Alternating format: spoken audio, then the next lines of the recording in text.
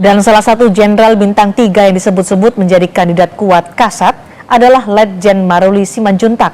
Maruli pun menyatakan siap jika namanya memang masuk dalam kriteria. Menantu Menko Marves Luhut Binsar Panjaitan menyebut sebagai tentara ia harus selalu siap jika ditugaskan. Saat ini Letjen Maruli menjabat sebagai Pangkostrat. Maruli sebelumnya juga pernah menjabat sebagai Komandan Pas Pampres. Ya kita kan tentara, kalau di sana udah masuk dalam kriteria ya dinilai oleh atasan-atasan kita, ya kami harus siap gitu. Karena nggak bisa, ini kan bukan pendaftaran, ya kan? Secara aturan Bintang 3 punya kesempatan untuk jadi calon.